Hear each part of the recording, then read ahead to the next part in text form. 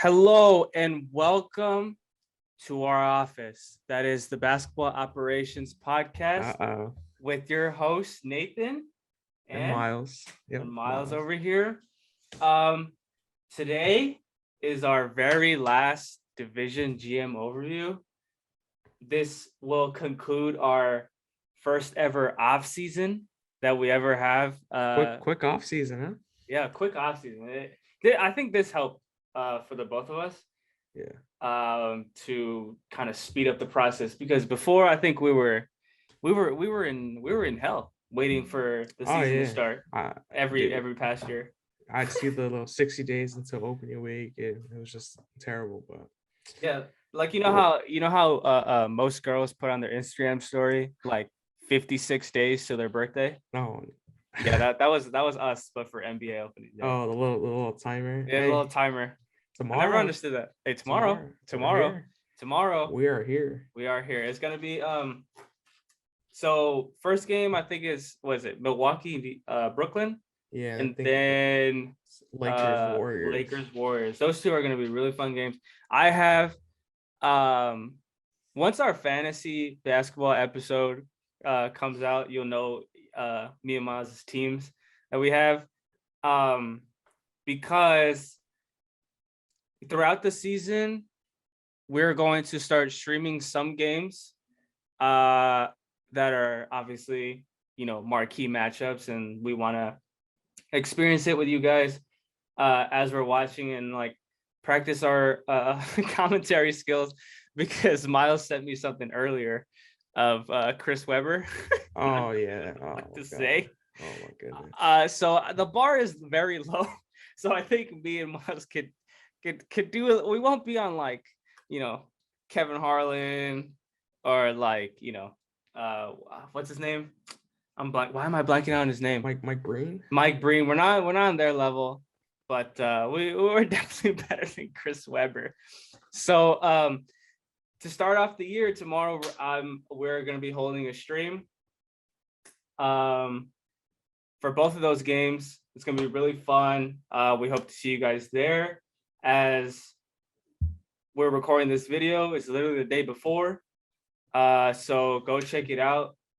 I'll probably post this, like this will probably be posted. You'll probably be watching this opening day, like the morning. So make sure you check that out later today. At 4:30 p.m. So we'll probably start the stream, I don't know, probably at 30 minutes before. It's gonna be really exciting. So yeah, let's finish this offseason in a good way, because this specific division is it the best division in the NBA? I'd say right now, yeah. I mean, if everyone's healthy, it's definitely the best. But I mean, you have Golden State. Yeah. People are saying are back. Phoenix made it to the finals, the Lakers, and then the Clippers. Yeah, I mean, and then the Kings are kind of an up-and-coming team, so definitely an exciting division, I think. Yeah. So let's get this started. So first team, Sacramento Kings. What can we say about this team? Let's see. There was a lot of rumors about Ben Simmons coming to this team to increase their playoff hopes, and a lot of it surrounded Bagley, Hield, and Halliburton, or just Fox and Bagley straight up. But the most common players that I saw in trade rumors were Hield and Bagley, but mainly because they also like just didn't want to be there either. Yeah. Like there were a lot of, especially Bagley. His dad doesn't. It was his dad, right? His dad is just Bagley's dad has the Twitter fingers, man. Yeah, he's just been complaining for the last, since he was drafted by the Kings. There's that whole thing with a Buddy, right? That we thought he was going to be a Laker. Yeah. I think before the draft, we thought that's where Kuzma was going to be a King, and then Buddy Hield was going to be a Laker, and it just never happened. Never happened. So, I mean, and then De'Aaron, if you give him, like, basically his entire starting five has at some point, or you kind of feel that they just don't want to be there. Like Buddy and Bagley, I think they've pretty much said that they don't want to be there anymore. I mean, Harrison Barnes just vibing. Harrison Barnes is chilling. Wherever Harrison Barnes goes, he just vibes. It's because 22 a night. It's because his agent is like the best agent ever. Who's his agent? Remember, I don't know, but remember his contract was ridiculous after the Warriors, and then he went with the Mavericks. Yeah. But his contract is like something ridiculous. Hey, he got paid. I know, but like it's funny because it's Harrison Barnes. He's solid, man. He's solid, but I mean, hey, Harrison Barnes will give you a bucket. I know, and it's funny because I feel like he's so old, but the dude's 29. Yeah, he'll give you a bucket. Let's see. Let me look at his contract. There was like a contract that he signed that was like kind of ridiculous. Yeah, it was the contract he signed with the Mavericks. It was like a 5-year, right? 5-6 years, something. He was our marquee free agent splash that 1 year. Yeah, that's what it was. Yeah. And then he got traded mid-game. Yeah. Wow. I mean, that's the one thing I remember about Harrison Barnes is the dude got traded mid-game. That's kind of funny. Richaun Holmes got paid this offseason. Yes, he did, and we thought he wasn't going to be here anymore. Yeah, considering how well he did last year. He surprised a lot of people last year. Mm-hmm. I think. Let's see. Let me look at his stats because compared to last season, I know he took a huge jump, but mainly because of the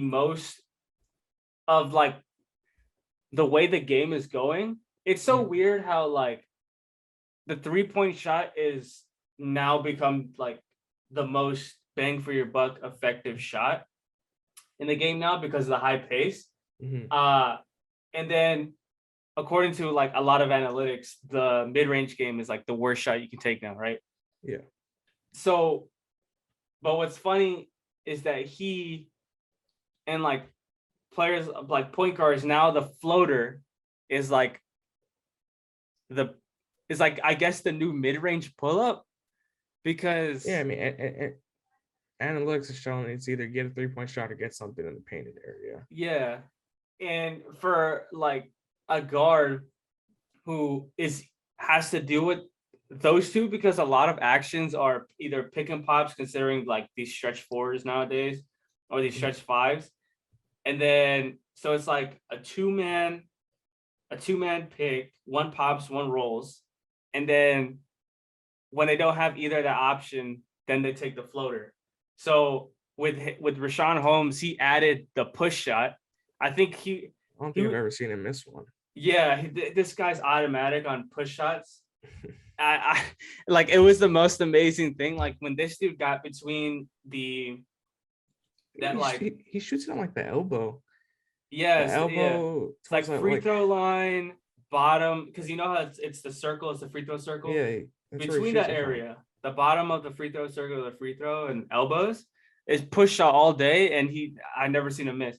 So that opens up a lot of actions for the team, and I feel like a lot of these centers start doing that shot. It's kind of crazy. Like imagine if Rudy Gobert, considering you're already fucking 7'3", if he had a push shot, if he had just get a push shot. But it's just another effective way to score in an offense. I mean, hey, the Jazz would definitely benefit if Gobert had that. So compared to last year or the 2019-2020 season, Richaun averaged 12. It's actually not that big of a jump. His last 2 years, he's definitely shown that. Oh yeah. Last 2 years, yeah, he's definitely shown that he can grow. He from 2018-2019 to last season, it's an exact 6-point jump, which honestly probably comes from the push shot. And then up the free throw percentage, which obviously helps. More defensive rebounds, but I think that's just because of minutes per game. Yeah. His minutes shot up by like 12. He became a starter in Sacramento. So. Yeah, because he was still coming off the bench at Sacramento, right? At some point, and then they realized because he 44 games, 38 started, and then last year 61 games, and then became a full starter, a full-time starter. Yeah.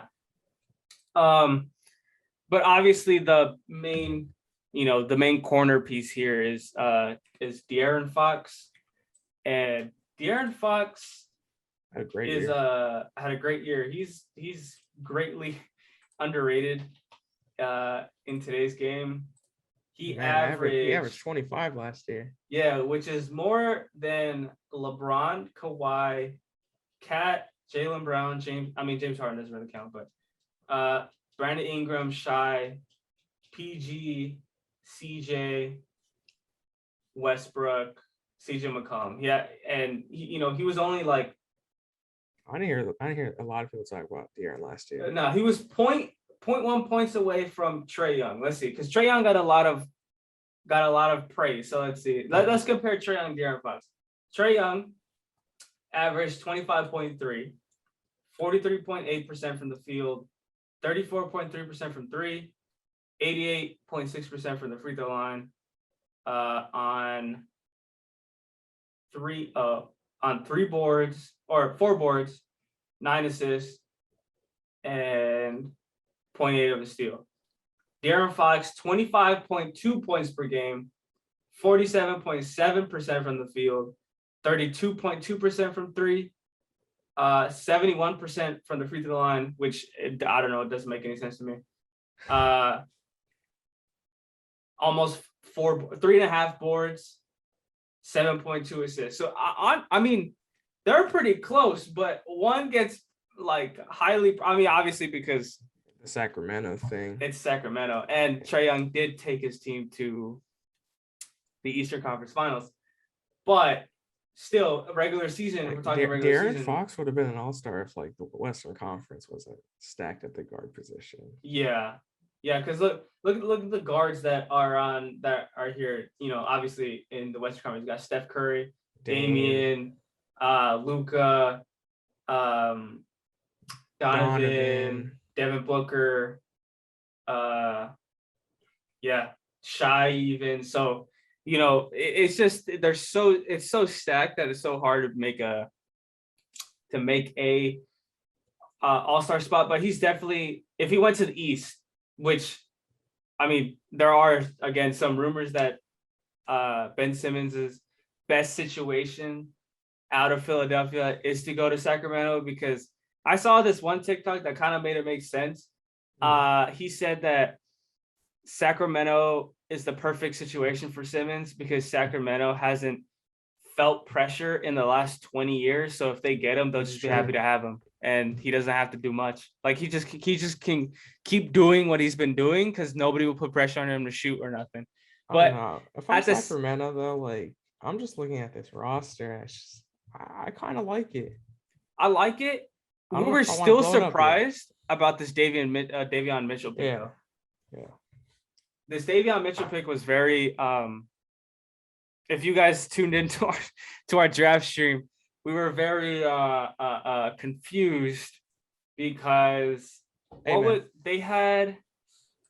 We thought Go ahead. I thought they should have went big. Yeah. Or like a wing, like a Franz Wagner, a Kuminga. I mean, he wasn't there anymore. Or like a Şengün. Like I thought that would have been a nice thing, but then they went with another guard, even though they already had Halliburton, Buddy Hield, and Fox. So that's why I thought it was a little confusing. But Davion did have a pretty good preseason. He did. And like the one thing to know here, I mean, he shot 52% on 19 field goal attempts throughout the whole preseason. Mm-hmm. So I mean, if that translates to like the regular season, I mean, kind of makes me hate the pick a little less. Yeah, and his defense. I mean, off night, his defense is ridiculous. Yeah. He is averaging about 0.75 of a block, or 0.8 right now of a block. I'm trying to look at what this opponent. See, opponent second chance points 6. Opponent points off turnovers is 8.3. But I'm trying to find where like their shooting splits against them, but I can't. Let me see, opponent splits. See, I try to do this, but I don't even know what opponent points. Or field goal percentage? Like opponent field goal percentage, but I don't think go that deep in preseason. So let me see. Opponent points off TO. I'm assuming it means opponent points scored off a turnover. But I'm struggling to. Yeah, this is like a Reddit post. Yeah, I don't understand. I don't understand how it works. But can you find it? I can't even find it. Let me check. See, clutch spits, ingoing spits. Because I know I actually do want to figure this out because advanced. Because I want to know his defense. I mean, his defensive rating was 87, which is pretty crazy. Yeah. It was like top 50 in the preseason, but behind like a bunch of like all-stars basically. Like Giannis was like 20 something. But yeah, his defensive rating was 87.8. Damn. Come on, NBA. What the hell's wrong with you? Yeah. I see opponent fast break points, opponent points in the paint. Yeah. But I'm not seeing like just the overall number. Yeah. They'll probably have it later. We'll get back to it, but we all know his defensive prowess on the court. Like he locked up, there was like what, 3 videos of him. He locked up Book Knight, held him to like I think like 7 points that game or under 10. He locked up De'Aaron. There was like another video he was locking up De'Aaron in practice. So because we thought they needed to go big, considering I think we assumed they were going to go big because we assumed that Bagley and Rashawn wasn't going to be there. I think because I think we were going in there thinking that they were going to get Simmons, or that a Simmons trade was going to happen during draft night. So I think that went to our thinking that day. But Davion Mitchell, obviously a good pick. Turning out, I like it a lot more than from what I saw in draft night. Yeah, because he what are his shooting splits from 3? Or he's just shooting 52 from the field. From 3, he's shooting 52%. Yeah, Jesus Christ. And then from the field, it was, where is it at? Probably 50% from the field. So he shot better from 3 than he did overall from the field last year. Yeah. That's ridiculous. So I mean, that the defense will speak for himself. The way, I'm not sure. I haven't seen enough to say to myself whether he can create off the bench, because again, he's with this lineup, he's going to, or with this roster, he's going to have the second unit to himself, basically. Yeah. Because if Tyrese does come off the bench and you have a young backcourt coming off the bench, then that helps the playmaking load come off in a little bit. But if Tyrese does start, then that second unit playmaking is kind of, it's kind of bad. But Buddy Hield's not really a playmaker. No Harkless, no. Messi Metsu. No. And then Tristan. I made a typo. Tristan Thompson, but yeah. I mean, it's a future. For this team, it's a future where, like, obviously the picks are going to help them. They did well with De'Aaron. They did well with Buddy wasn't drafted by them, right? No, drafted by New Orleans, right? Yeah. Then he got traded. Yeah. They did well with Davion. They did well with Tyrese last year. So I mean, they're finding a little, diamonds in the rough that I think they're looking, trying to take kind of, I don't know why, but maybe just, do unconventional picks, and then they somehow are turning out. So I want to see Marvin Bagley show us something. I mean, as a second overall pick. Yeah. Guy hasn't been healthy, played 13 games in 2019 and only 43 last year. He's been hurt. But I mean, and what we've seen from him, I mean, it's been solid. I mean, he's averaged 14 points per game every year of his career. Yeah. And 7 boards. Solid. But it's just, can he play for me every night? Yeah. Especially with all the guys who are drafted around him. I don't know. Yeah. If we get a leap from Marvin Bagley this year, I think this team could surprise some people. Yeah, because it's funny because like the one player that I can compare Bagley to that's like relative to the same age, kind of can stretch the same way as like Jaren Jackson Jr. Like we've seen the steps that Jaren Jackson do. Like, have you seen what he's doing in preseason? He's doing like tween hezzy step back threes Yeah. as a 6'11" guy. So, and we went to go see this dude play when he was Sierra Canyon like 5 years ago. And we saw what this guy can be. Yeah, the guy was dominating. Yeah, so I mean, obviously it's a different game, and he was playing against like tiny motherfuckers. But 15 and 7. I mean, that's something. Yeah, 15 and 7, and he shot 34% from 3 last year on 2.5 attempts. Yeah, I mean, he's only 20. Maybe Marvin Bagley next year has a little breakout year. Maybe 18 and 9, 19 and 7. I mean, I know I make fun of it a lot, like the Kings, they passed up on Luka and Trey and all these guys, but like Marvin Bagley, I just want to see the guy succeed. Yeah, Marvin Bagley has had it tough. I mean, it'd be super huge for this team if he developed into what he was supposed to become as the number 2 pick. Yeah, his rap career might end up better than his basketball career. Hey, I remember listening to him when I first found out like he actually does like kind of take it seriously. He's pretty decent. He's not as good as Dame, but he's pretty decent. So yeah, I mean, obviously this is not a good team by any means. They're probably going to be the same place where they ended up last year, which was, I think they'll be a lot closer to 500 this year though. They ended, let me see, they ended like 10 games under 10 games under 5. Yeah, I think they'll be closer this year. I think they'll probably be like 44 and 38 or like a 42 and 40. Really? Above 500? Yeah, I mean, play-in team maybe. Yeah, I mean, there's 10 extra games this year, so more room for teams to win a little bit more games. Yeah, you're right.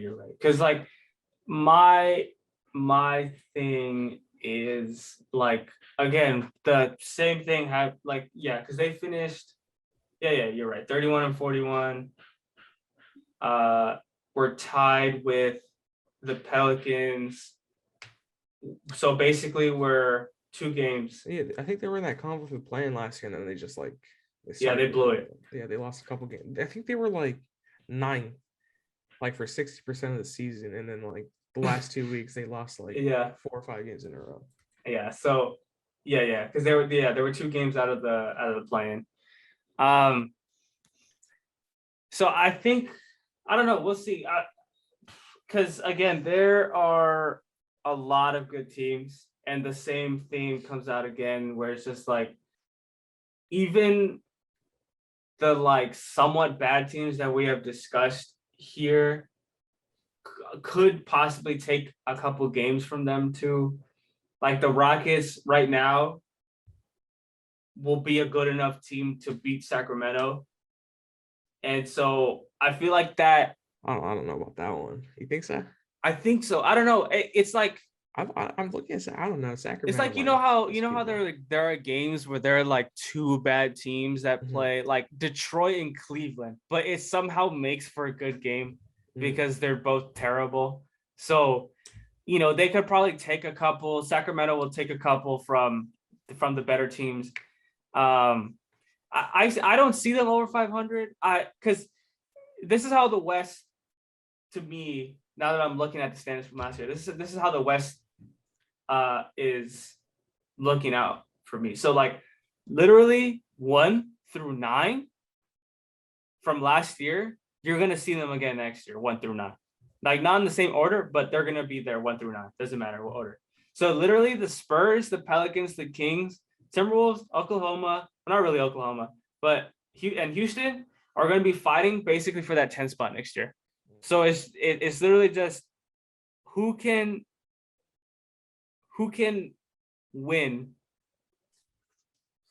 the games that they have to win, like within those like 6 teams that I named, or 5 teams that I named, because they have to fight for that 10 spot. So are the Kings good enough to fight for a 10 spot? I honestly I do, but I think the 10th spot, because the 10th spot was 33-39. That was the record. So if you move it to an 82 game season, that I think that translate. What does that translate to? How do you get like, that's like 40? No, it's like 39.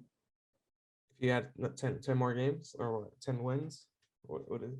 Yeah. So you just add like, or not really add 40, 10 wins. 41 or like 44 and 38. See, 39 divided by 82. It's 47.5. So 38 divided by 82. 46. Yeah. So 38 divided by 82. Yeah, so 38 games is the threshold, basically. But It'll be a 41 team. yeah, so 30. Can this team win? If this team can win above or at 38 games, then I'm pretty sure they can get this 10 seed. They'll win 43 games this year. They won 43. Darren Fox. I like Darren Fox. Harrison Barnes adds another wing scorer. Tyrese Halliburton, year 2. Rashawn 38, Rashawn 42 Holmes, games. Rashawn Holmes, the shot blocker. They'll win 43 games. 43 games. They'll win 43 games. I don't know what. There's been years in the past where Tennessee's won like 44 games and make it. I know. I don't know. 43 games. The Mavericks won 42 games last year. Yeah, like it's COVID. We get 10 more. We're winning 52 games this year. I swear, I think they're gonna surprise some people. Okay. We'll clip that for later. So yeah, because again, like, look at the schedule. I mean, obviously, again, the schedule like matters. The quality of the roster takes into account home court advantage and team opponent and rest days. Again, shout out Ed Comfer on Twitter. You keep doing what you're doing. You make sick ass graphics. But yeah, so again, the dot on the left is the schedule, the strength of schedule before Christmas. One in the middle, post Christmas. One on the far right, it's post All-Star break. So right now, Sacramento has the, let's see, it's a 1, 2, 3, 4, 5, 6, 12, 18, 24. So 23rd hardest schedule. Yeah, 23rd hardest schedule. So it pretty much starts off pretty, like, parallel. Like, it's just equally as hard from the start of the season to about post Christmas. So around where it matters. So like by post Christmas. So around February to the end of the season. So February to April. So 2 months. Their schedule gets a lot easier. So could this be where they get, because this is about February to April is about 20 some games. Yeah, 25, 20 some games. So can they win 15 and that'll round them out to your 43 miles? They're gonna do their business at the beginning of the year, man. In the beginning of the year? Because and then they'll tail off. Like they're gonna be the surprise team going into the All-Star. Oh, look at the Kings.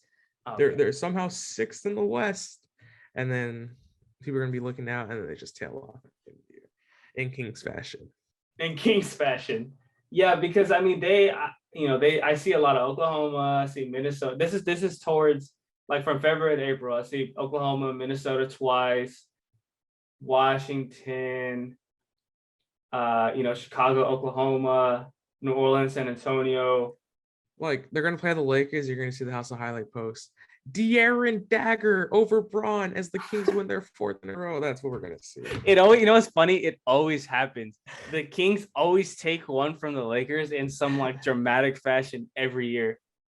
I don't know. I love to see those games, but I mean, right now, I'm just face value in these face value in these in the schedule. I mean, it looks again. Shout out to the guy who made this graphic because it looks exactly what it looks exactly like what I'm seeing right now. They kind of have a hard.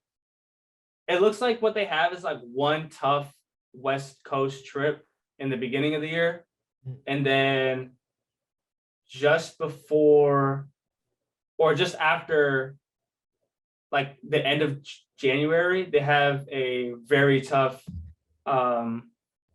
East Coast trip, and then they have like 2 or 3 games that they could take, then a hard team, and then 2-3 games they could take, and then a hard team. So it's totally, I guess it's totally possible to win 4-3 games. I still think that's too much, but that's your pick, so we're gonna clip that.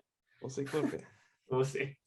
So yeah, please make sure to, if there are any Kings fans out there, there usually are. Please make sure to subscribe first of all, like the video, and are you as hopeful as Miles, even though he's not a Kings fan, that you guys are going to win 43 games with the roster you have? Hey, when they win 43 games, they're gonna be calling me a basketball Yoda. A basketball Yoda. I really don't know. I really don't know. That's very optimistic of a team. I'm a Rashawn Holmes truther. You are, and I have him on my fantasy team. So, I took it from you. Asshole. So, oh wow, bro, we could go to a Kings game. Oh look, we can go to the Kings Clippers game at Staples Center for $6. Let's go. What's the cheapest home ticket? $6. No, that was for them. Like at what is it? What's the stadium called? Golden One Arena. Corral Center. Golden Corral Center. 50 cents. Let's see. Versus, I think it's against New Orleans. $14. Oh my god. Sergio Yoshi. What's the most expensive? 72. Yeah, the most expensive is 72, which is a home game against Golden State. Huh. Not even the Lakers. That's crazy. Oh, it is. Never mind. It is the Lakers. 80. Okay. It's not bad. Drive to Sacramento to watch LeBron for a cheaper price than over here. Did you see the prices for the Lakers tickets? No, it's expensive like every year. Yeah, it's literally now 600 plus. Like for opening day. That's why you got to see a team play the Clippers. Pretty much for opening day, it's because Adrian was checking because he wanted to go. When I went to the Clippers, the Jazz playoff game when they played over here, it was like $200 for like the inner bowl, right? Mm. And then that exact seat, or literally that exact section for the opening day was, keep in mind, game 1 of the regular season, right, was like $800, $600, something like that. Fucking ridiculous. Okay, next team, the Phoenix Suns. Phoenix is crying. The entire city of Phoenix is crying right now. Runner up twice in both leagues. That's sad. But I'm just gonna say right now, I don't think they're getting back to the finals. Yeah, no, I don't think so. I see a lot of people tooting the Suns' horn like we're gonna be back there. They could possibly do it again. Everybody is calling it Mickey Mouse or whatever, Mickey Mouse run, because every team they played had some significant injury, right? It happens every year. Injuries happen every year. So if luck is on their side again, and somehow, God forbid, we want a good, all these stars, play during the playoffs. But if luck is on their side, Who never knows? You never know. There's already rifts between DeAndre Ayton and the front office, man. They don't want to extend him. Even the man showed up in Elfrid Payton's practice jersey. Pay Ayton. Yo, I see the wordplay, DeAndre, and I love it.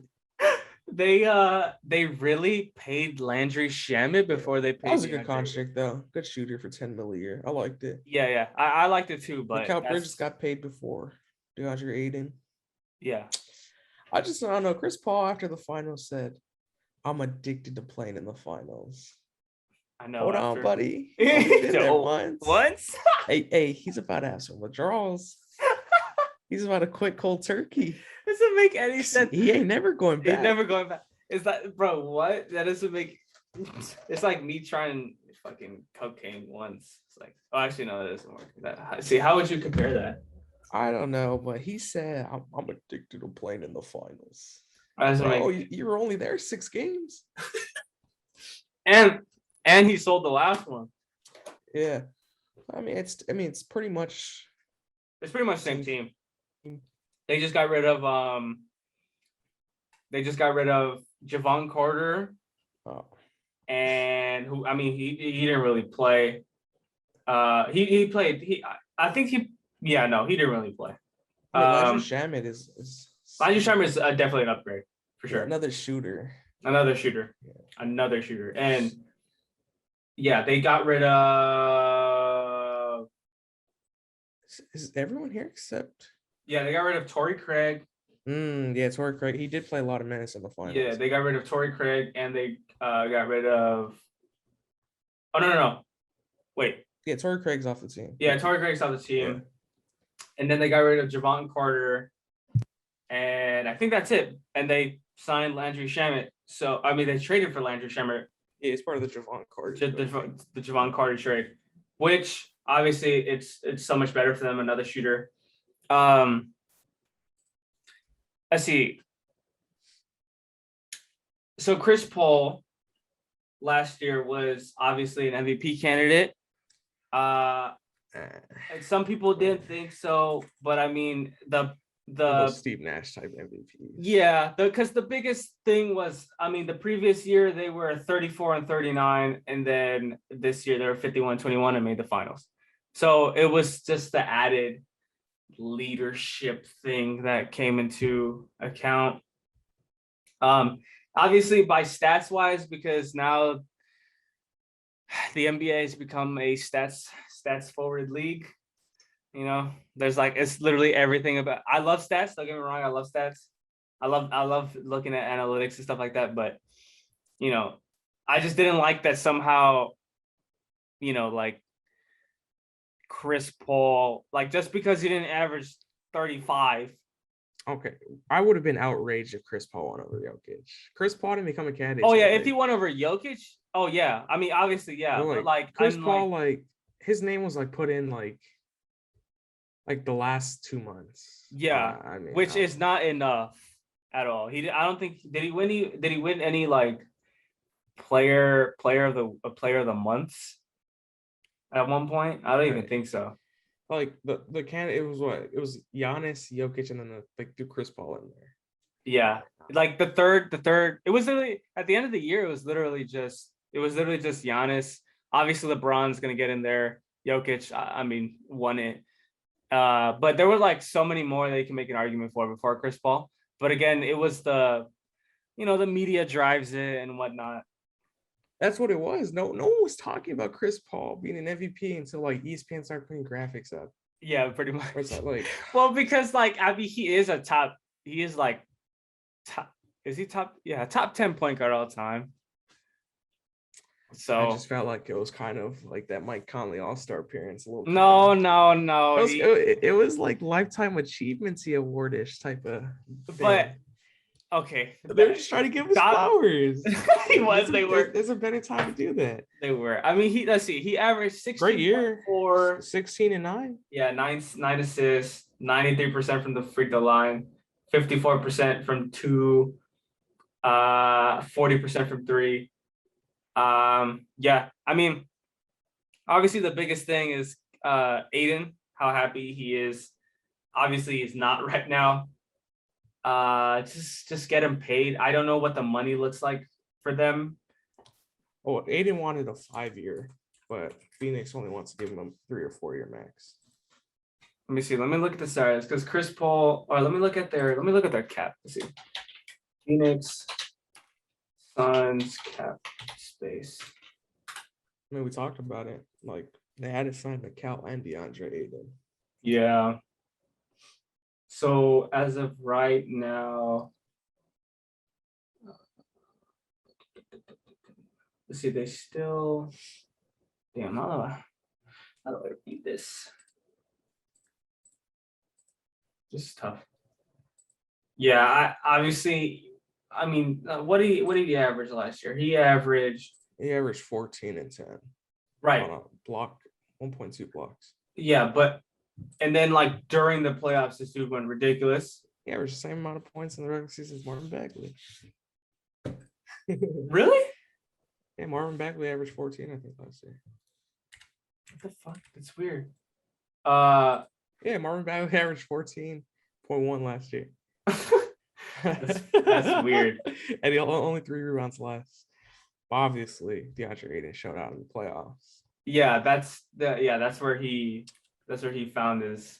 Let me look at. I wonder if the Phoenix front office is like they're trying to be big brain and like I wonder if we could find a cheaper alternative to DeAndre Aiden who would give us the same sort of production. Because I mean, centers, unless you're like a Jokic type of guy or like one of those Embiids, like centers, I feel like the skill set's kind of easy to find. Don't you think?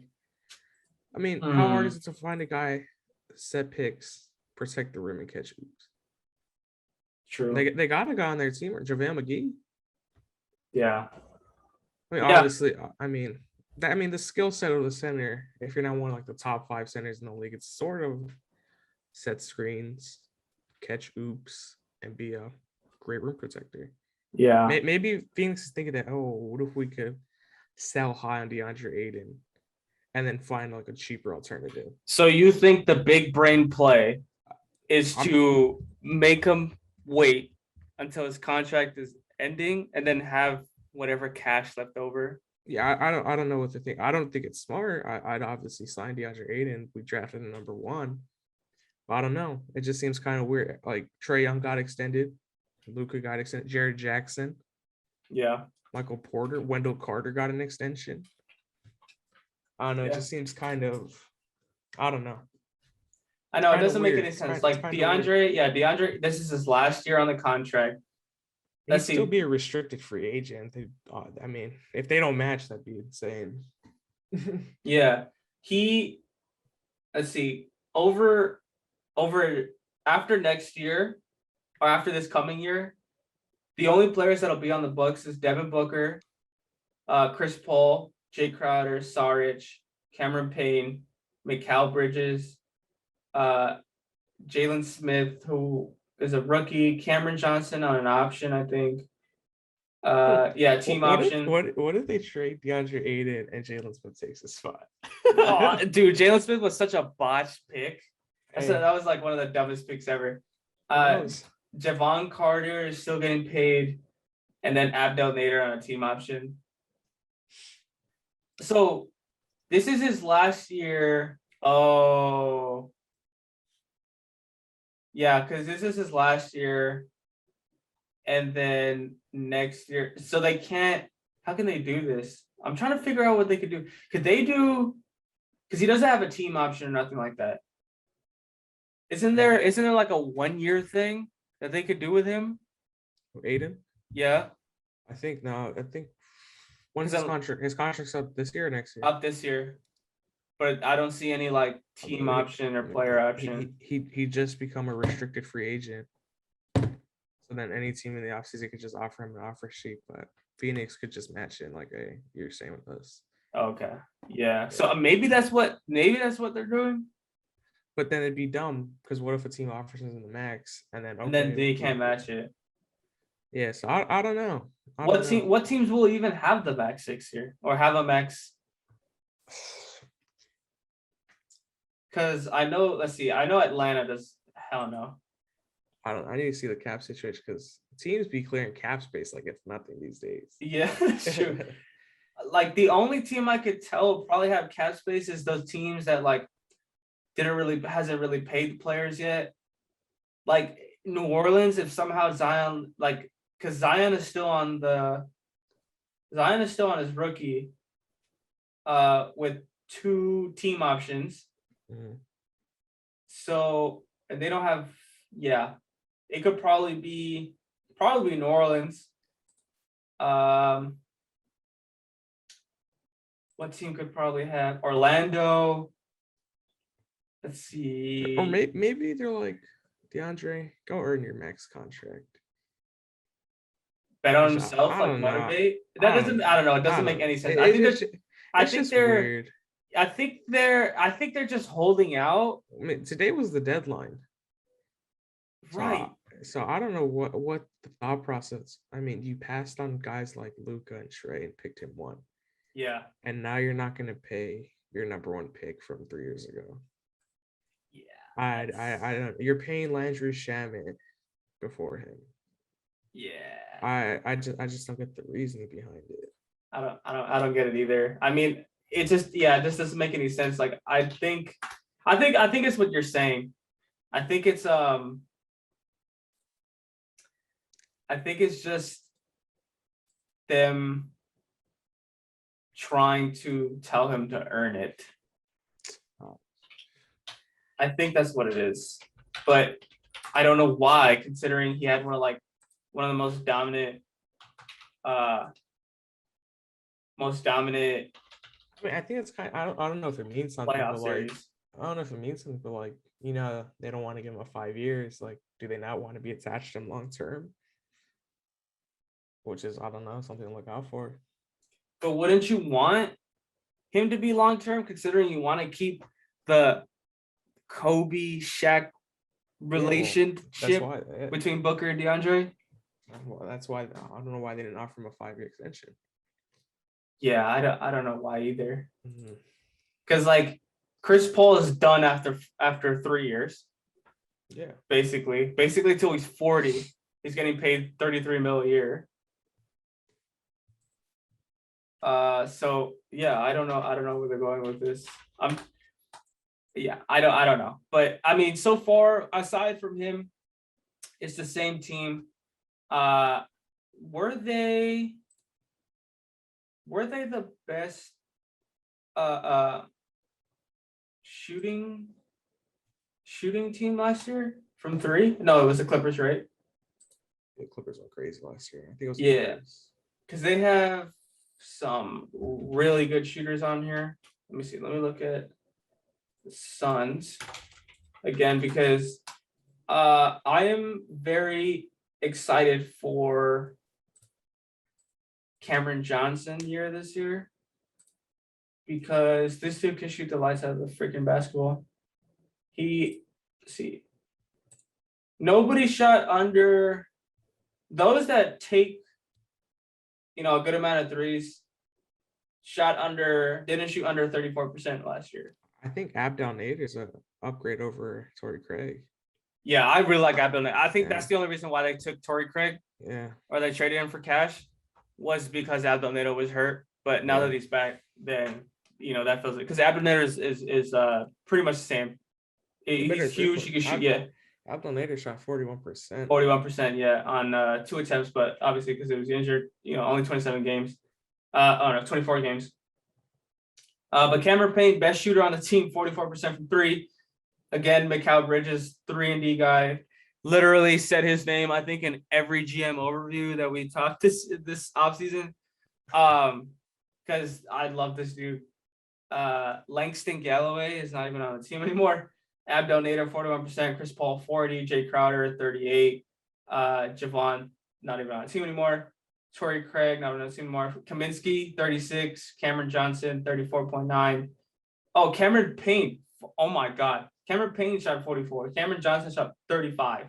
Jesus Christ. Wrong Cameron. But, again, Cameron Payne, too. We forgot about him. Cameron Payne. One of the best.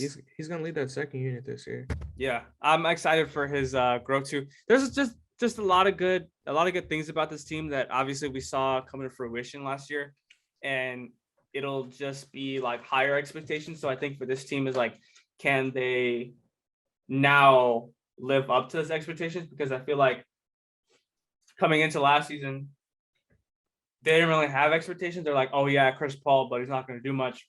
Mhm. Then they made it to the finals, and then now they're seen, or they could be seen as like a team with a target on their back. And Yeah, they've definitely making the finals always puts expectations on you for the next season. yeah, so if you finish, I mean, they under were 60, kind of out of the blue. Like people thought they were going to lose to the Lakers. mm-hmm. I mean, we thought they were going to be Denver, I think. Mm-hmm. Yeah. And then who did they play in the Western Conference Finals? The Clippers? No. The Clippers. Yeah, without Kawhi. Without Kawhi, but again, I mean, what can you do? I think they'll be a top 4 team this year in the West. Yeah, for sure. Yeah. For sure. I mean, as we're going through it, I mean, this is their schedule. It's the 10th hardest. So right after Utah. So it's basically like Utah's schedule, but a little less inflated. It starts off easy, and then it's just, in the middle of the year it gets hard, and then it just lightens up a little bit. Let's see. Because they finished last year 51 games. So, I mean, count for an extra 10. We'll just split it. So 56 and 26. Yeah. So, I mean, that's easily a good enough record for top 4. And again, somebody has to lose. There's a lot of good teams this year. So usually, because I used to run with the fact that 60-win teams win championships, but now there's just so many good teams that I guess now the threshold is like 55, 50 maybe. Mm-hmm. But yeah, their schedule is usually right in the middle. Right in the middle gets pretty tough. They have a lot of tough teams to get through. So in the beginning, it's going to be kind of easy, and then right in the middle, post Christmas, it's going to get pretty tough. So yeah, if there are any Suns out there, do you guys think you guys are going to repeat finals appearances? And if you guys are good enough to win the finals this year, we'll see. It's up to you guys. It's up to and we didn't really even talk about Devin Booker, but he could be in the running for MVP next year too. He could take another jump, as we've seen every single year. This dude, he was going ridiculous in the playoffs. I loved every Suns game I watched because I just love to see him play. Legend has he still has nightmares of Drew Holiday. Oh yeah. I still have oh god, it was crazy. Football stripped him, bro. Yeah, Drew Holiday is such a good defender. But we'll see if he, watched the film and wanted to learn from that, because he could be in the running for MVP next year too. If he takes another jump, just he could, I feel like he could average 30 some and 4 assists and 4 rebounds next year. He could be a 30-point per game scorer next year for sure. So yeah, next team, Golden State Warriors. Oh my god, this is ridiculous. So I think people are overrating them. Really? How? They're saying they're going to finish. People are saying the Warriors are going to finish top 4 in the West. But keep in mind, Clay, he's not coming back till December. They're saying December. He's saying December, but the Warriors are saying January. Yeah. Is that going to be enough time to ramp up Clay coming off a knee and an Achilles?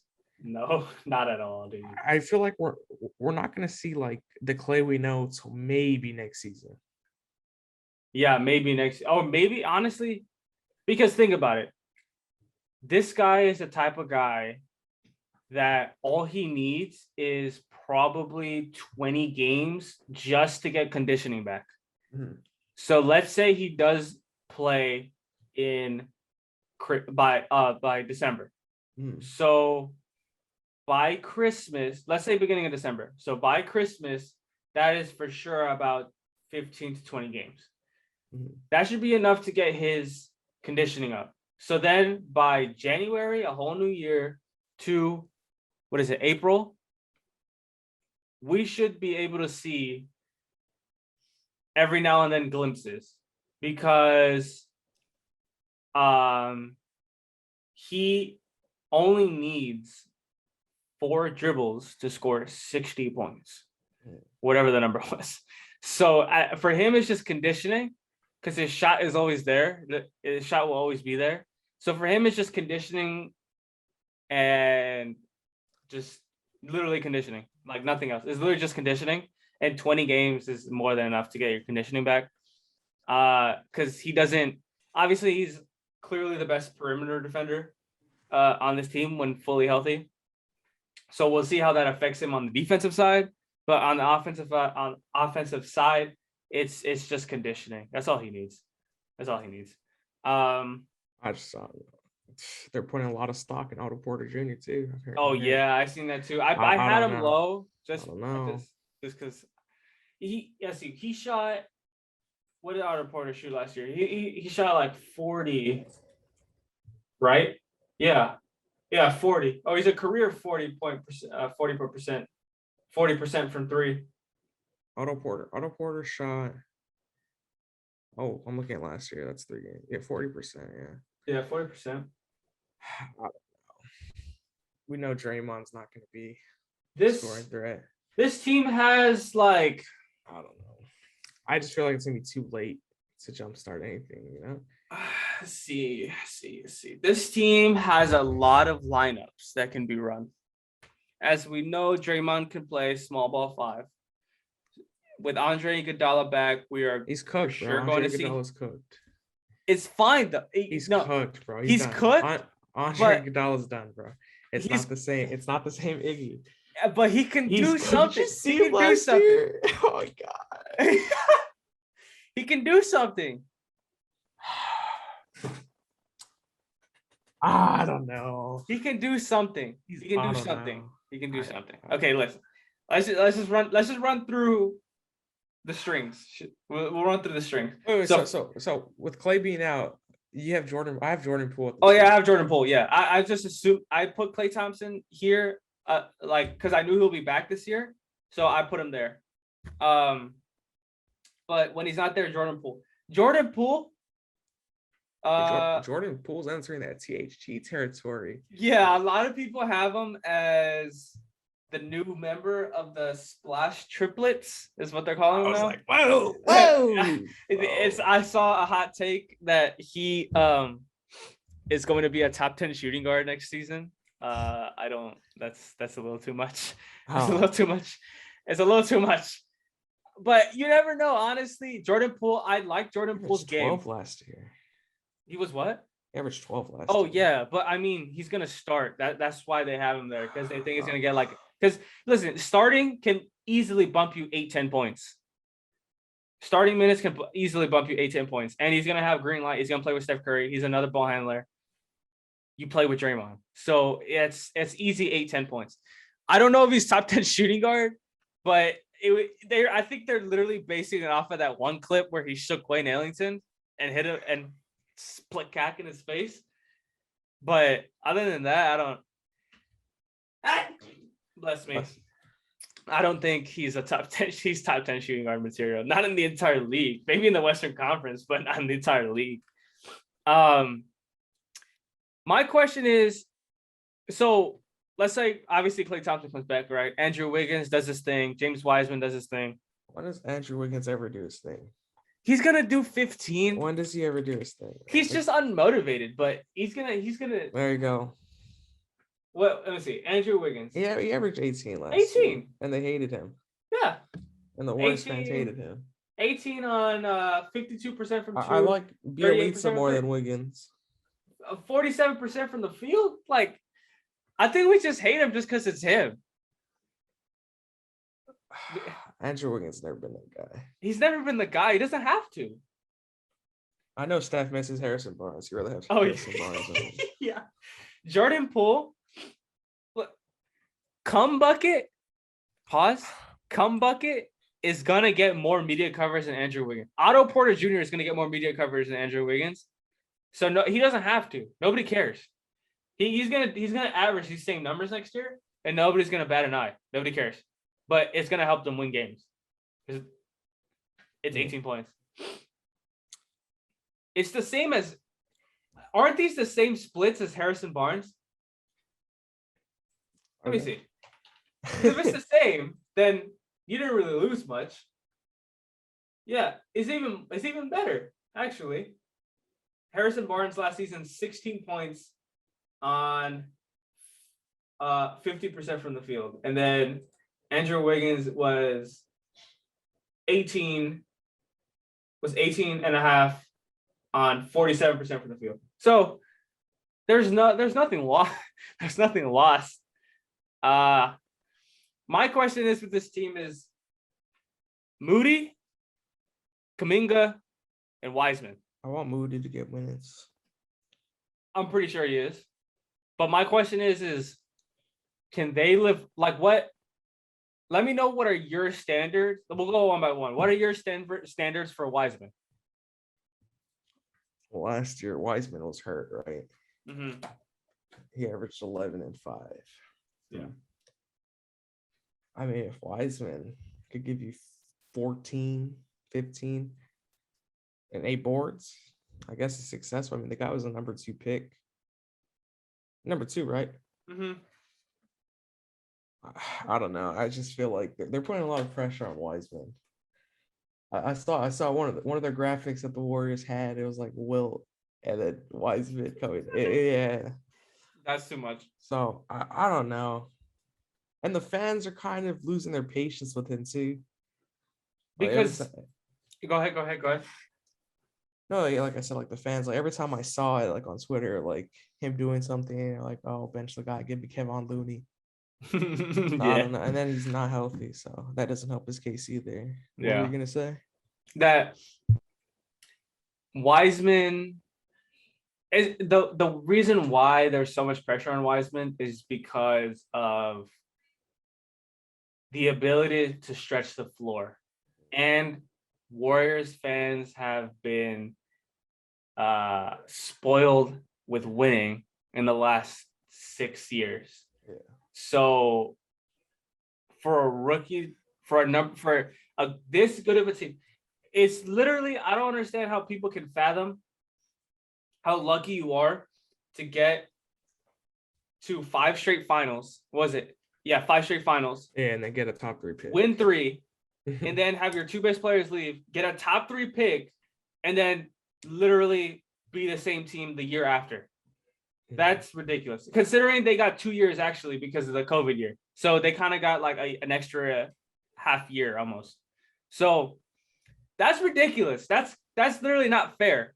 So for Wiseman, there is this kind of, it sucks that the pressure had to be there, but I don't blame them, considering that it's just when you're spoiled with winning and you do get the number 2 pick, you should assume some good things, even if it's very little. Because even Kevon Looney did a lot. And for a center in this system, you don't really have to do much, honestly. You just have to get... They made JaVale McGee look good. Yeah, so you don't have to do a lot. But because Wiseman can stretch the floor and have his ISO moments, then it's Warriors fans are looking like, oh, this is a bigger upgrade from JaVale McGee or Zaza Pachulia. So, they're expecting a little more, which, I mean, I was expecting a little more before he got hurt. But, I mean, it's just the system. That's just the system. In any other system, everybody be okay with his production, but it's just the system because it's just surrounded by 3-point shooting. And he's just not going to get posted just because they never had to do that because, again, they had JaVale, they had Kevon, they had like they made Jordan Bell look good, and now he's like not. He's not even on a team. Yeah. So for Moody, I expect him to be a scoring punch off the bench, considering that if Jordan Poole will start at the beginning of the season. We'll start tomorrow, I'm pretty sure. Yeah, Wiseman's out until like November, they're saying. Yeah, so the starting lineup for tomorrow will probably be Steph Curry, Jordan Poole, Wiggins, Draymond, and Looney. And then off the bench will probably be Moody, Damian Lee, Otto Porter, Kuminga, and they'll probably run like Juan Toscano Anderson at one point, Bielitsa. So Is Kuminga start? is he? I didn't even know he was hurt. Yeah, I think I heard in the preseason. Let me see. Kuminga injury. Out additional week with knee injury. This was 2 days ago. So he's gonna miss. Probably gonna miss tomorrow. So yeah, I think we'll see some Bielitsa, and I think that would be a hell of a lineup to try it out there. Yeah, they're Bielitsa can score the ball. Yeah, Bielitsa, I love Bielitsa can shoot that damn ball, man. But yeah, so and then Moody's gonna be that scoring punch off the bench. So we'll see how he handles that, because last year, obviously, I mean, there was a lot of injuries and stuff like that. But last year, Anderson sometimes. Yeah, Toscano Anderson. They had like Michael Mulder. Yeah, guys, Wanamaker, Damian Lee. Nico Mannion. So I mean, all that put together is Moody. So we'll see how he handles putting but I easily in this system, I feel like he can average off the bench probably like 9. Like he'll probably be what Jordan Poole was last year. Like take Jordan Poole's splits from last year, and that'll probably be Moody splits. Okay. Because of the system. Who's gonna have a better year, Moses Moody or Davion Mitchell? Moses Moody or Davion Mitchell? Oh fuck. I feel like they're gonna have like similar roles. I think they're gonna have similar, but I think because they're both pretty much gonna come off the bench. I don't know. I think Moody, considering the system, because you can run so many lineups, and Steve Kerr has tried so many lineups. Like, they could do Moody. Again, they could run small ball 5 and go Moody, Curry, Wiggins, Draymond, Otto Porter Jr. That'd be nice. Or they could do, like, if Kuminga comes back, Kuminga at the 5, Draymond at the 4, and then when Clay comes back, you do Steph, Jordan Poole. You do Steph, like if Clay comes back, Steph, Jordan Poole, Clay, Draymond, Kuminga. That'd be nice. There's so many lineups you can run with this team that I feel like Moody has such a better chance. Do you think Kuminga and Moody will be on the team heading into the offseason, or do you think like you think they'll get traded midseason? Golden State like packages them for like another star. I think that honestly, I think that left. That opportunity left on draft night, because we were, remember we were speculating before draft night that they weren't gonna. That we literally said in our like preview or in our like draft like simulator thing that they weren't gonna have those picks. Yeah, and they ended up keeping them. So I feel like, and I think they were very happy with Kuminga's. And Moody's production, that I feel like they're thinking of keeping them long term. I think they're gonna. I think they're gonna be on the team, considering if Kuminga is only gone for, let's say, like the first week of the season, he comes back next week. He'll be fine. I think they'll be okay. Bob Myers already has the whiteboard out. He does, just because it's the Warriors. Like everyone probably wants to go play with him, but I feel like if the goal was like Simmons per se, or like even Beal, because those talks are going to be every season now. So by trade deadline, Beal's name is going to be everywhere. So we'll see if that happens. I honestly would be very surprised, considering Curry's not getting any younger. He's going to be like, what, 33 next year? Yeah, 33. He's going to be 33 next year. Draymond is going to be 31. Clay is going to be, what, 30 as well? 30 some as well. So, I mean, it's not like they're getting any older. They still got 5 more years in them, honestly. Last time Clay's 31, gonna be 32. Last time we saw Clay play was like 28, bro. It's crazy. That is crazy. I miss him so much. I miss Steph Curry. On every Warriors game that's on TV, I love to watch. It's just ridiculous. Like, you know those times where it just literally looks like Steph Curry can't miss.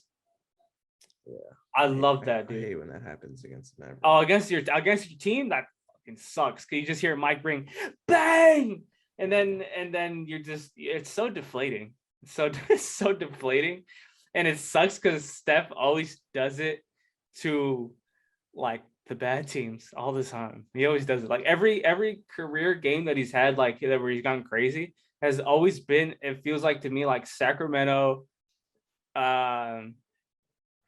like Detroit or something, like always the Pacers. Like it's always the weird bad teams that he goes crazy against. So it's gonna be fun to see him play. And tomorrow again, it's gonna be a fun game between Warriors Lakers. Considering that, I mean, we'll get to the Lakers later, but for this team, it's just how Moody and Kuminga are gonna play. That sucked. And then Jordan Poole, I'm excited to see him as well. So I don't know. It's gonna be. There's a lot of lineups you can run with this team. And then if we look at their schedule, it gets pretty easy. They have, or at the beginning of the season, they have the, let's see, 16, 17, 18th. They have the 18th hardest schedule, so middle of the road pretty much, which is actually very kind of surprising considering. I think they're just taking into account Clay probably again, or not playing. Yeah, not playing. I think because towards the end of the season, I mean, obviously they're going to compete because the dot in the middle is post Christmas, so that should be around where Clay comes back. So I feel like this part of the season where it gets a little harder isn't really what it is, because let's see, the beginning is very easy. Very easy. A lot of Sacramento, a lot of Oklahoma, a lot of Houston, a lot of New Orleans, a lot of Charlotte. So, Jesus Christ, aside from the opener tomorrow, and they'll play the Clippers on Thursday, and then like Brooklyn, they should go like 20, like whatever, how is it, 17, 15, like 15-2 the first like 17 games. Whoa. Look, from October 19th to November 21st, a full month. They play Lakers tomorrow, then the Clippers. They might, like 1 out of 2, one of these. Then Sacramento, Oklahoma, Memphis, Oklahoma, Charlotte, New Orleans. Ew. They put Charlotte against this Warriors team on ESPN. Hey, man. LaMelo Ball versus Steph. And then November 5th, they put New Orleans versus Golden State on ESPN. That's kind of, I mean, they probably thought Zion was going to play, but he's been eating too many beignets. Beignets, fucking shit. Anyway, yeah, Charlotte, New Orleans, Houston, Atlanta, Minnesota, Chicago, Charlotte, Brooklyn, Cleveland, Detroit, Toronto, and then Philadelphia. So before this Philadelphia game, this is easily like 11-2, 12-2. Easy. 7-4. 7-4. No. And then the rest. The hardest part is the middle of the season. They have the East Coast trip right after. Yeah, the East Coast trip right before Christmas, which is probably, I think this East Coast trip when they go to Philly, Indiana, New York, Boston, Toronto. That's when we'll probably see Clay around this point. I would assume. I'd hope so. And then they could easily be, I don't know. What did we say? The Suns, we said 56, right?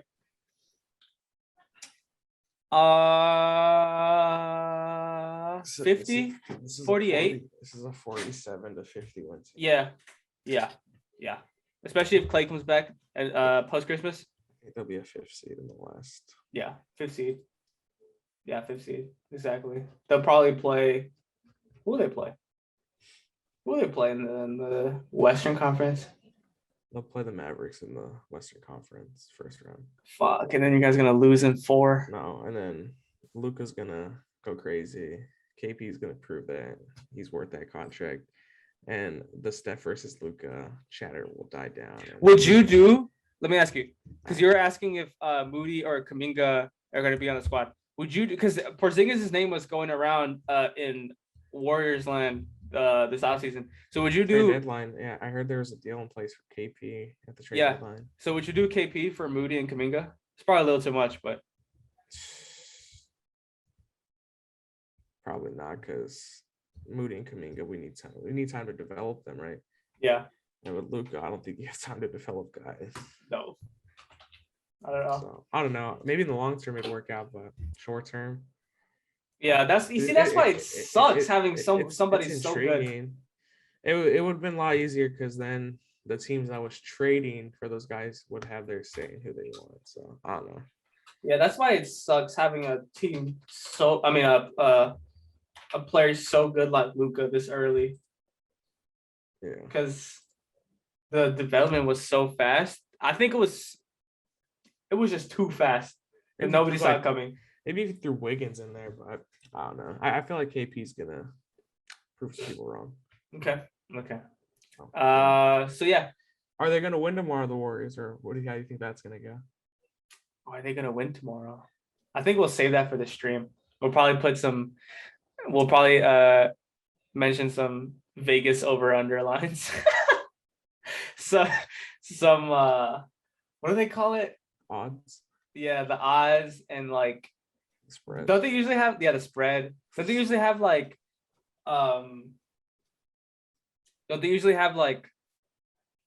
who will be the first to score or something like that? What are those called? Those are just like bets, right? Like roll bets. Yeah, I don't know what they call them. But yeah, so again, this team plays tomorrow.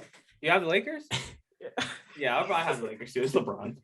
It's LeBron and AD. I don't know. It's gonna be a good game. As always, openers are always good games. Last opener was like Boston, Milwaukee, and I think that was the year where Jason Tatum like how Nick Wright likes to say it. He missed so bad that he made it, and then it was like, and then it was like a buzzer beater. So yeah, next team, the Los Angeles Thugs. I mean Clippers. Whoa. Hey, you see this guy right here? Fuck Marcus Morris. Marcus Morris Sr. That's your guy right here. I'll break Marcus Morris' fucking kneecaps. You see this guy right here? Nope. Terrence Mann? Fucking hate this guy too. I don't like any of these guys. Reggie Jackson. Only guy I like out here is Reggie Jackson. The only guy I like on this team is Nick Batum. Nick Batum. I wanted Nick Batum in the offseason. Fuck Luke Kennard. Fuck Terrence Mann. Zubats is cool, I guess. Zubats is cool. Isaiah Hartenstein is pretty cool. He's unlikable. Isaiah Hartenstein is pretty cool. I saw him in the preseason against the Mavs. He's unlikable. I don't like the guy. I just don't like these guys. I hate these guys. We have Jarvis, Reggie Jackson. Reggie Jackson just unlike Jarvis like not too long ago. Terrence Mann, he's gonna have a breakout year. Paul George is fat now. Marcus Morris Sr., he likes hurting people. Zubac, I love. Bledsoe, I don't know why they added him to this roster. Kennard, annoying.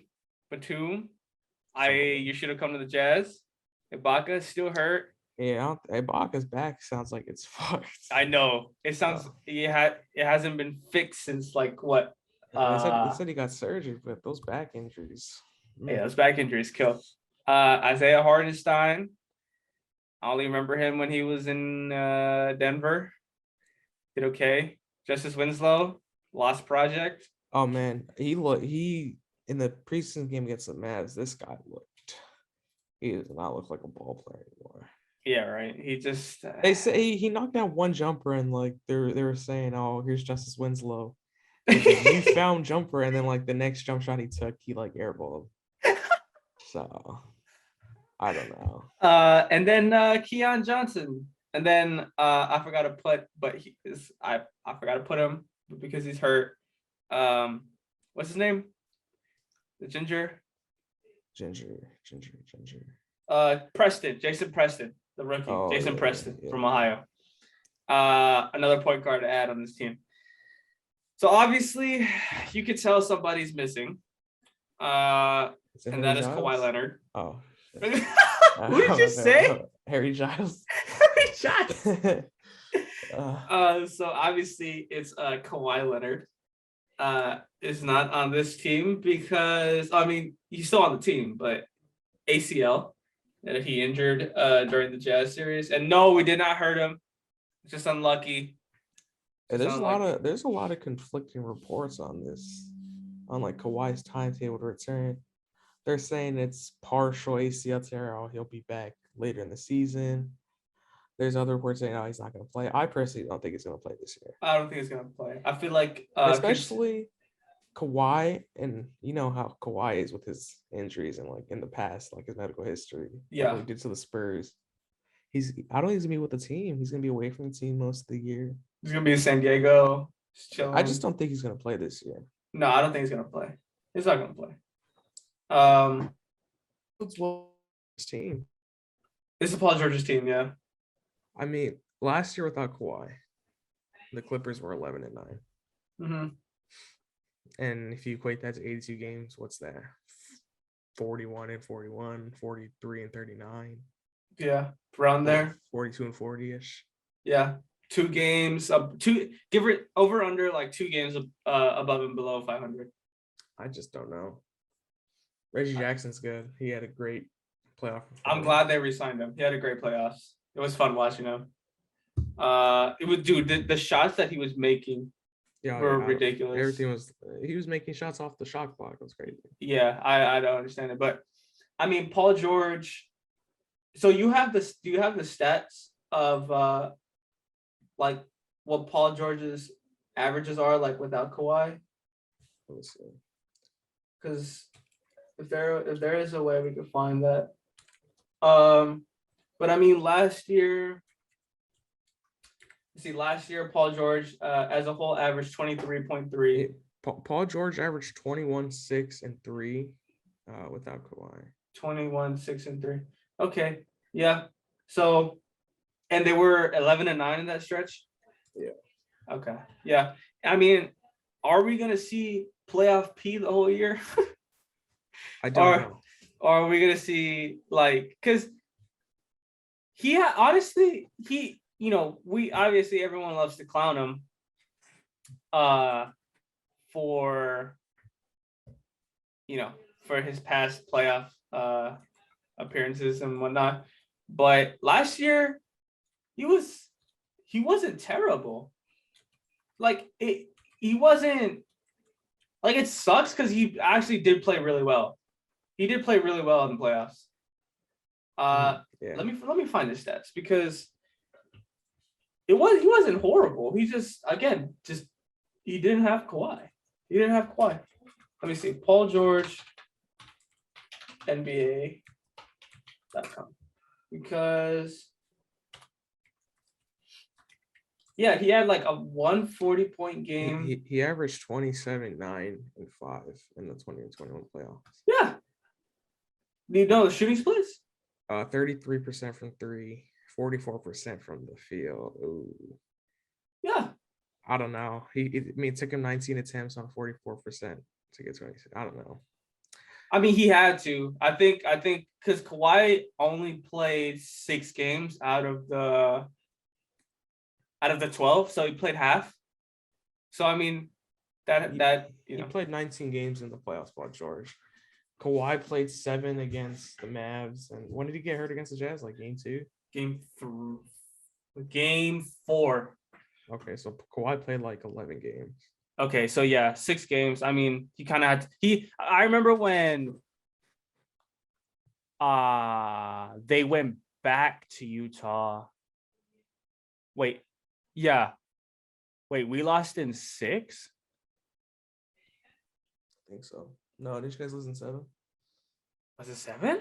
I don't know. I forgot. You guys lost in No, it was 6. Yeah, we lost in 6. We lost in 6.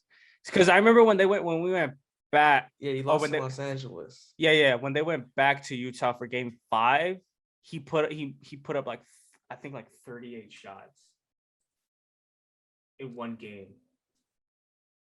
I forgot what game it was. Yeah, he put up like 125 total attempts this series on 41% from 3, 44% from the field, almost 90% from the free throw line, 29 points, 9.5 boards, 5 assists, a steal, and half a block in this series. So like that was actually his best series.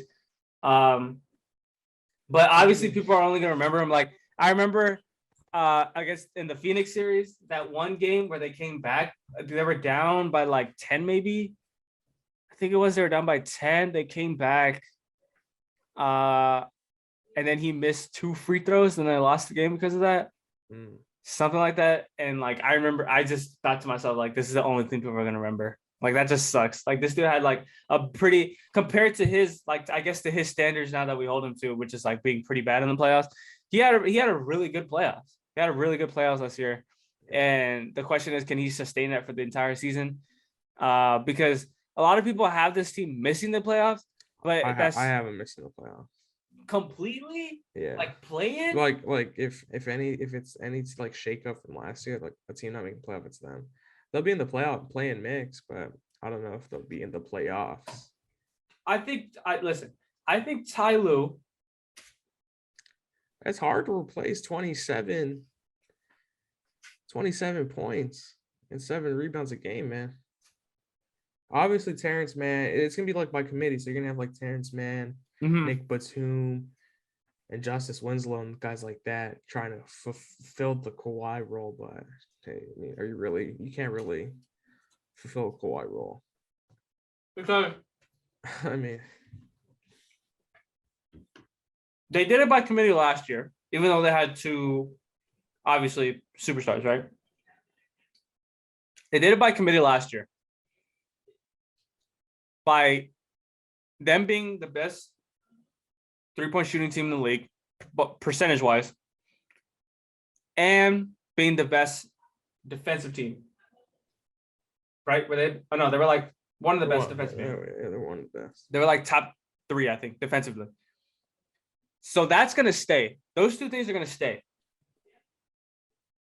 But again, like you said, which I agree with you, it's hard to replace 27 points. So where they will find that, I don't know. But I know for sure that defense and 3-point shooter are going to win them games either way. So I think 40, like we said earlier, 42, give or take 2 games in the 40 range. Yeah. That I don't know. That's right there. I have a better picture of like where they'll finish like after 2-3 weeks of the season. Tell me. I need to see them after a month. Okay. I don't know. It's just tough. I mean, it's Kawhi Leonard. You lose Kawhi Leonard. It's like any team losing one of their stars. Yeah. It's kind of tough. Here, let me show you the schedule and show me. I want you to give me a run through of the headlines with this shape that's their season. Yeah, give me a whole headline simulation. Is that one in the middle the hardest part of the schedule? Yeah, this is the post-Christmas. Okay. Are they playing on Christmas Day? I'm pretty sure, yeah. All right. So you have opening the first 2 weeks of the season. Oh no, they're not. Never mind. They're not playing Christmas. Okay. So watch first week or 2 of the season. Paul George is gonna lead them to like, they'll be like 4-2, and it's gonna be like, Paul George MVP. He's gonna be averaging like 28, 7-6. So like, yeah. No. Paul George MVP season incoming. Look. That's what's gonna happen. Let me read you the first month. They play Golden State, Memphis, Portland, Cleveland, Portland, Oklahoma, Minnesota twice, Charlotte, Portland, Miami, Minnesota, Chicago, San Antonio, Memphis, New Orleans, and then Dallas. Okay. Yeah, so the numbers are gonna be crazy for Paul George. Yeah.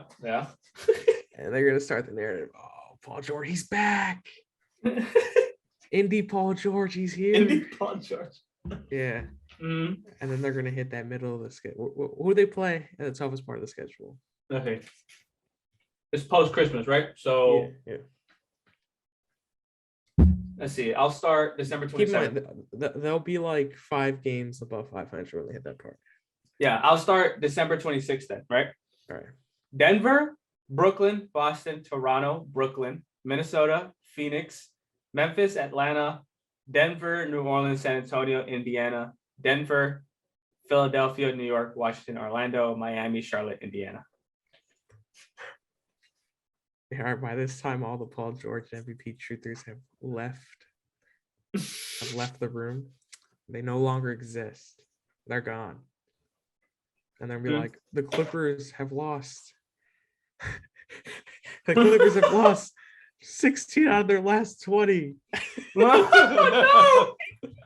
And their only ones are going to come against like New Orleans and Minnesota. Uh-huh. And then it's like, well, guess we'll try again next year. Yeah, and then they pick it up at the end of the year. And then that's where they level off into like a 41-win team. Yeah, there you go.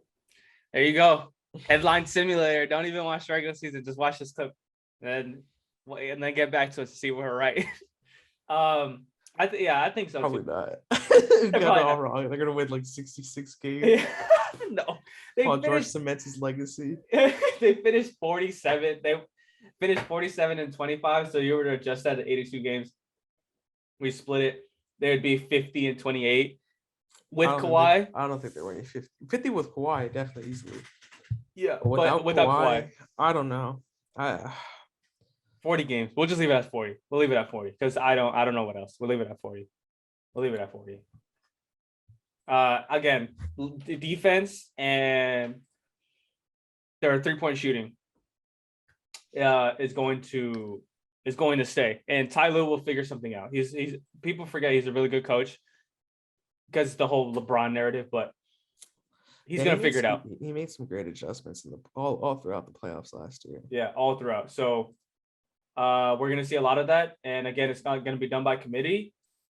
And the defense and the 3-point shooting is gonna hold them.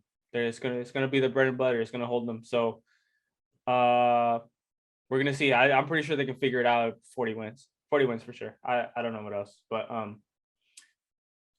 and this schedule is surprisingly the 20th hardest.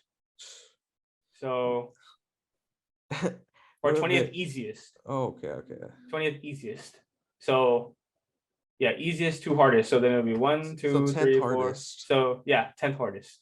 10th hardest. Yeah, that's a big FU from the NBA giving the guys who share the same arena as you the easiest, and you get the 10th hardest. Yeah. We'll see. And I mean, we'll go now to our last team. This guy Nathan has been waiting. Saved this for best for last. He's been waiting to talk about this team. I'm ready. He's about to talk some shit. I'm about to talk some shit. Okay. The Los Angeles retirement home. Okay. Oh, he's already coming out with. And it's funny. Because one, the NBA realized that they have a retirement home. So guess what they did? They made the schedule, gave them the easiest schedule in the entire NBA. The easiest schedule. But if you look at their schedule, what is it? What letter does that make? Thank you. This entire season is going to be an entire L for this team. Okay. No, actually, I'm sorry. This L stands for LeBron. Okay, because LeBron runs the league. And yeah, I don't know, man. I mean, I think they're going to get the job done in the regular season. And then, despite from that, this is not a good start considering all their young guys are all hurt. So now, when the old guys do get hurt later in the season, by like Christmas, And Trevor Reese is already hurt. the young guys are gonna come back around that time and not know how to play with LeBron, and then it's gonna be the whole thing again. Listen, Yeah, I mean, you made the headline simulator for the Clippers. I'm gonna do it for like. Okay. All right, go ahead. Well, like I want to just say, like, remember we were talking about like when all the moves went down. I told you this could either go like two ways. Like it can go really good, or they could be like the 2018 Cavs and they blow up like half the roster's not here by the deadline. Yeah. Okay. So this is what's gonna happen. Okay. Because again, there's two cycles here. That are three actually. There's three cycles here that's going on. One is the Russell Westbrook cycle. Two is the Anthony Davis cycle, and then three is the Lakers cycle. Okay. So I'll go one by one. The Westbrook cycle, we already know. First, new team and, fourth team in the last 4 years. And in the beginning of the season, it's like, oh yeah, he's ready. He's same hustle thing. He plays with a lot of heart, blah, blah, blah. He's going to play with LeBron for the first time, play with AD. We'll see how they play. He's going to be like, he's going to be trash, right? And then people are going to hate on him, blah, blah, whatever. That's here. That's here, right? That's like quarter of the season. Then going in the middle, he's going to pick it up a little bit. And it's like, Couple triple doubles. Couple triple doubles here and there.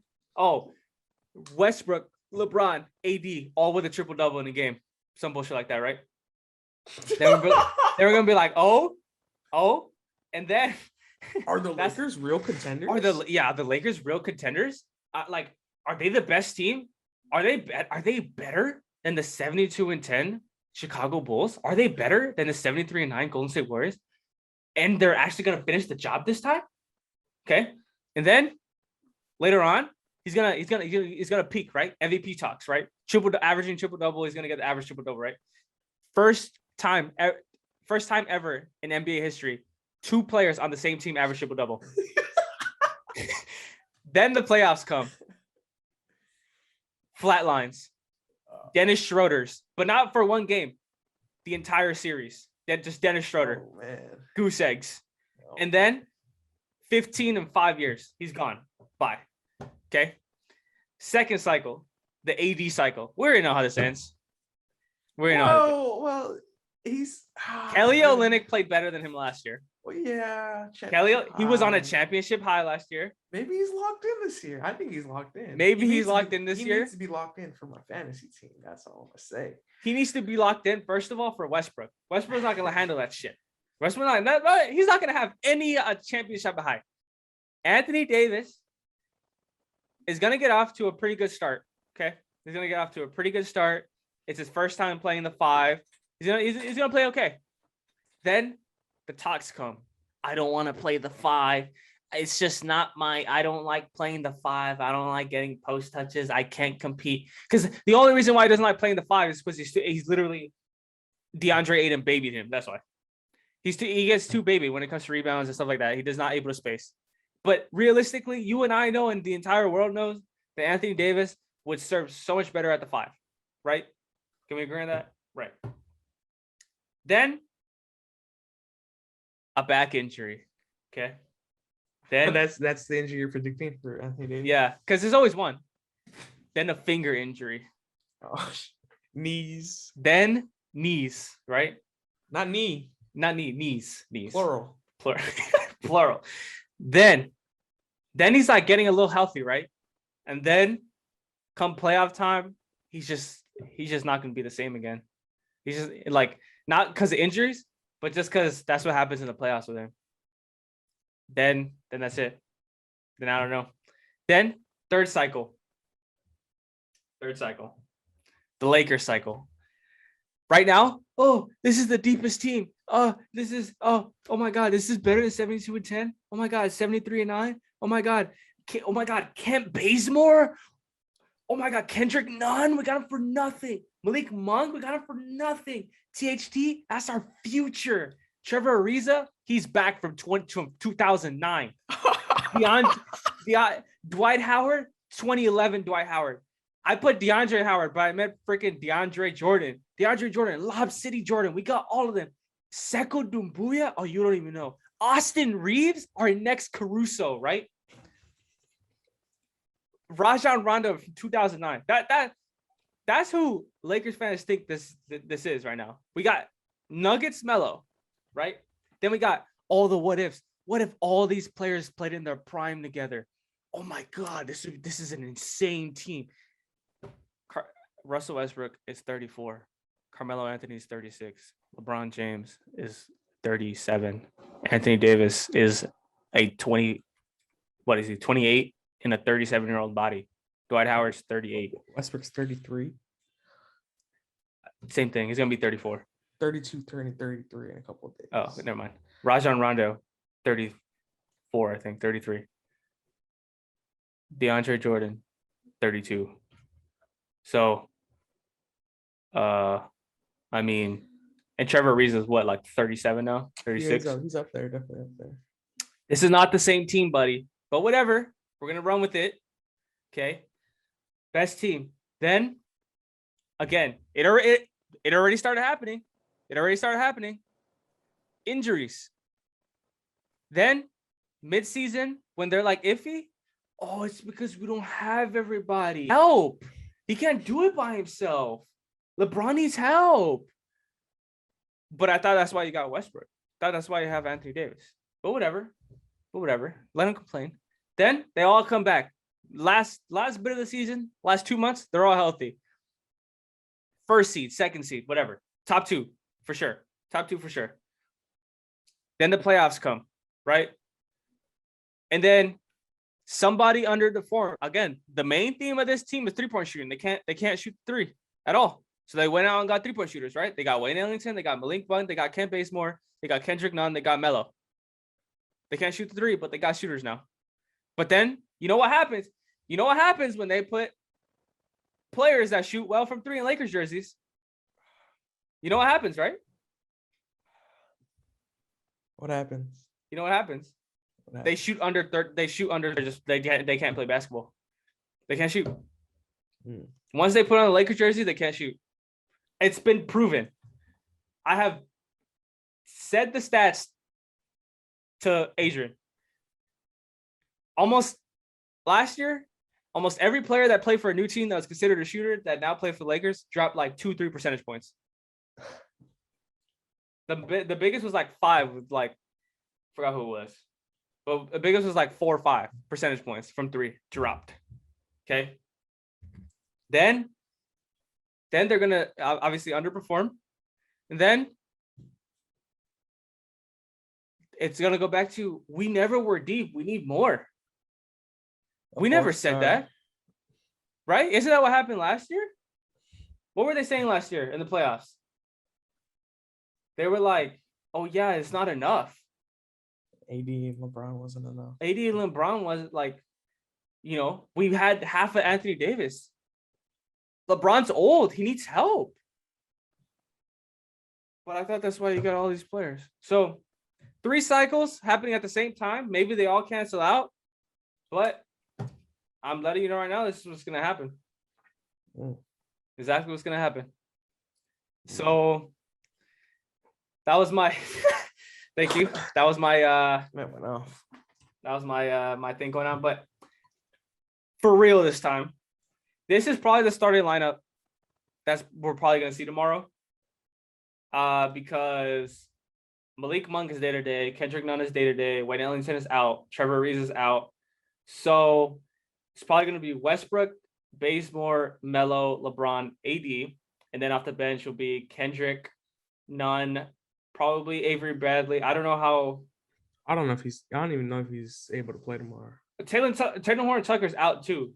I forgot. Yeah, he's out for like a month, I think. So coming off the bench, that's gonna be kind of tough. It's probably gonna be Kendrick.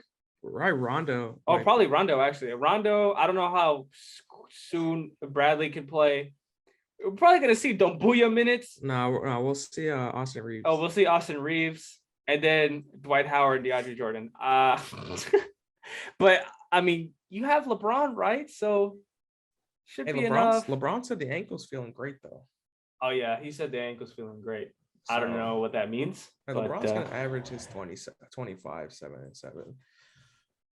But it's just, are we getting a healthy AD this year? Is AD gonna be healthy? Last Obviously, year, that's the question. because I mean, last year they didn't get much of a rest for winning the finals. It was a quick turnover. I understand that. Yeah. So maybe that played a factor. Maybe AD, he's rejuvenated this time. Gain couple extra weeks in the off season. Is Westbrook able to mesh with players like LeBron and AD? How's that going to look? That's what I want to see. Yeah. What are the sets they're going to run? How are they going to utilize it? Who's going to dominate the ball? It's just going to be interesting to see the way this team plays. This is one of the most interesting teams I've ever seen. Mm-hmm. So it's just kind of fun to see. Are they going to crash and burn, or are they going to be a powerhouse in the West? That's what I want to see. Yeah. Because this team could easily, again, this team is literally a seesaw right now. It could either be the highest of highs. Again, two players could potentially average on the same team a triple-double. I don't even know if there's enough rebounds to go around for that. But it could happen. The shooters go crazy. Carmelo, again, we're going to see a lot of stupid Carmelo highlights for like one post spin jumper. Anthony Davis can stay healthy. This could be the best put together team ever, considering the help of schedule again. Or this could be like you said, the 2018 Cavs. Or was it? What was it? 2018? Miles? Yeah. Oh, okay. Yeah. So the 2018, this is like 2018 Cavs then, right? Because like D Rose, remember? Yeah. Isaiah Thomas, Jay Crowder, Jordan Clarkson, Dwayne Wade. Let me look at this team because that team was ridiculous, dude. Let's see, 2018 Cavs. Who was on this team? JR. Oh yeah. Kyle Korver, K Love, Nance, Kendrick Perkins, Rodney Hood, Jeff Green, what the fuck? Larry Nance Jr., Tristan Thompson, Amon Shumpert. Yeah. So it's almost like he's trying to do the same thing, but like with better shooters and younger players. That team crashed and burned. That team had like, there was so much roster turnout mid-season. Like they had like 22 guys on that team. Yeah, and they still finished 50-32, but then got swept in the finals to the Golden State Warriors. So I think this will turn out different though, considering that like, I mean, it is with Anthony Davis, and like Anthony Davis is a little bit, I would say a little better than. I mean, is it okay if they don't finish as the 1 seed? Is it okay to like blame them? They should be the 1st seed, right? They should be the 1st seed. I don't know what team is better than this. I mean, when you have LeBron, you should be top 3 seed. Yeah, I don't know. That's ideally what they should finish. They should finish as the number 1 seed. I mean, barring any injuries, I see them winning 58, 59, maybe 60 games. If everyone stays healthy, everything stays the course. Yeah, they finished 42 only because LeBron got injured at the end of the season. AD got injured.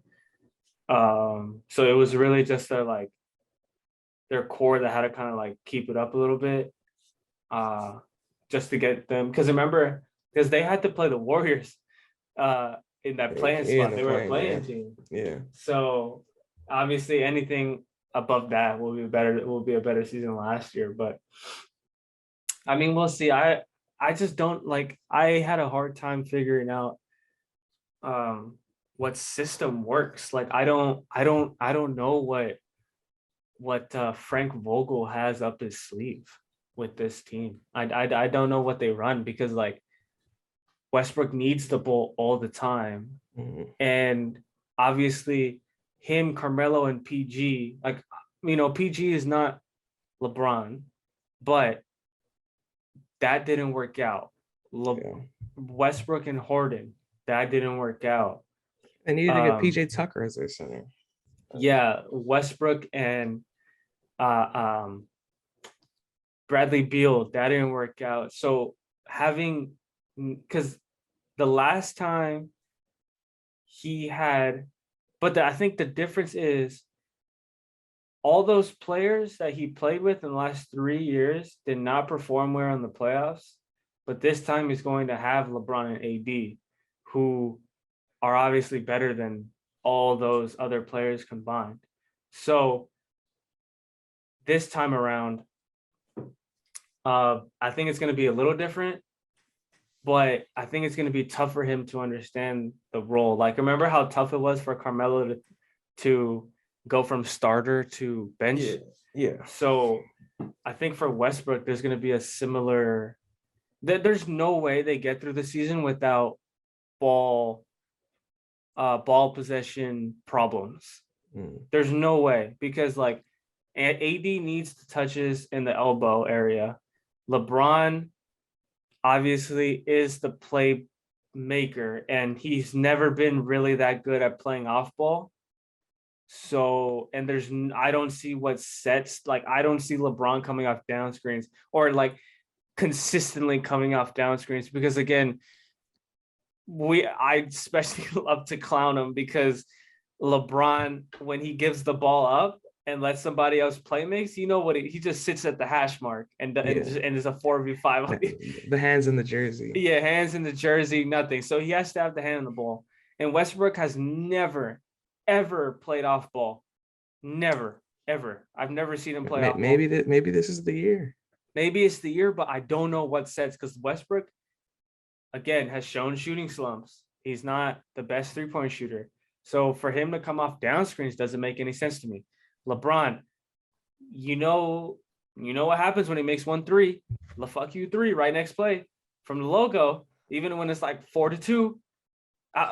Over under 3 the fuck you 3s tomorrow in the season opener. I'm gonna go under 3 the fuck you 3s. Yeah, under. Because you know what happens when he hits only 1, and then he's like, oh fuck yeah, I feel it from the logo. I never seen it in a player, like not even like J.R. Smith would do that shit, bro. LeBron's the only person. And then like, where are you fitting guys like? Because obviously I've never seen two, like the starting lineup and the bench, be so polarizing. Like the starting lineup is literally like 4 Hall of Famers, and then like there's gonna be like 1 random, like Kent Bazemore, or in the case where everyone's healthy, Wayne Ellington. And then like the bench is like all young guys and like haven't gotten that much experience, or just like scoring punch guys. So it's interesting to see like how this works, because like if you think about it, most of these, like the only 2 guys, there are only like 3 guys that can really play off ball, and that's Bazemore, Wayne Ellington, and Trevor Ariza, because they played in systems like that before.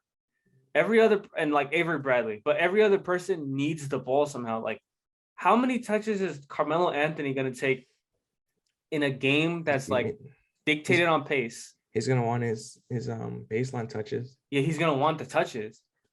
Kendrick Nunn is the playmaker. Malik Monk is like just ISOs all day. Taylor Horton-Tucker and Malik Monk played almost the exact same way. So how do you think they're gonna fare defensively? Defensively, I mean, they somehow Frank Vogel is a defensive-minded coach. So. Yeah, so they'll figure it out. I mean, Westbrook is an average defender. He's long enough and big enough to be an average defender. LeBron, obviously, just his size is, and whatever. Anthony Davis, like what he averaged still like 2 blocks. Melo is going to be kind of interesting considering Taylor Horton-Tucker. So whoever's in that 3 spot is going to have. It's going to kind of. So I don't know. They're going to rely heavily on help defense. I know that for sure. They're going to rely heavily on help defense. Funnel everything through Anthony Davis. Funnel everything through Dwight Howard when he comes off the bench, and DeAndre Jordan. Funnel everything to the paint. So I think we're going to see a lot. The opponent 3-point field goal percentage probably be very low, because I feel like they're going to try to run teams off the 3-point line to, again, funnel everything to the paint. But offensively, it's going to be, I know there are going to be times where it's going to be pretty stagnant. There are going to be times where it's going to be pretty stagnant. But because, I mean, think about it. The starting lineup, Westbrook, it will probably get, let's say, a LeBron starts off top of the 3-point line. Westbrook comes up with the ball. LeBron meets him top of the three. He passes it off. Anthony Davis sets a back screen.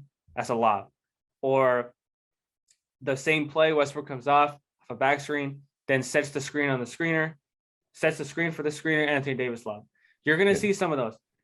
But for the most part, I feel like there are going to be some times, like a good 4-minute stretches, where there's going to be just stagnant offense because Westbrook is going to stand at 3-point line, top of the 3-point line.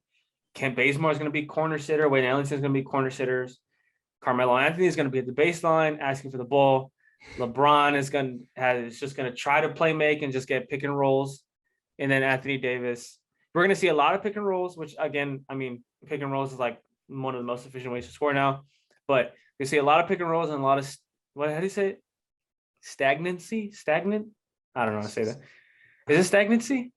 I don't think that's a word. I don't think that's a word, but a lot of being stagnant. Possession. A lot of being stagnant. So we'll see how it works. Because especially off the bench, because Kendrick, Malik, and Taylor, I want to see how they play when they do play together. Because I don't think they play together because in preseason Taylor has started. So I don't think, and the lineup switching is going to be kind of weird. Like we're just going to have to see who plays well with LeBron, Westbrook, and AD. So basically like 2 and 3. I feel like they're going to figure out a lot of the things on the fly. Yeah. Maybe one game that works, and then they ride with that for like a couple stretches of games. Yeah. And then they try something else. I don't know. I feel like this team's gonna be very fluid in terms of like the 2 and 3 spots. Yeah, the 2 and 3 spots for sure. But yeah, 2 and 3 spots for sure because the bench. I don't know how the bench is gonna turn out because again, I don't think defensively is gonna be kind of. I don't know. He'll figure it out, but defensively, this team's gonna be kind of weird. But I mean, again, kind of helps. You have the easiest schedule. That's so like Adam Silver. Why, dude? Why? Adam Silver's a smart guy. Why do you gotta help him out? Adam Silver's a smart man. He knows what's best for business. Yeah. Let's see. Why is this so easy? Oh my god, this is, dude. What?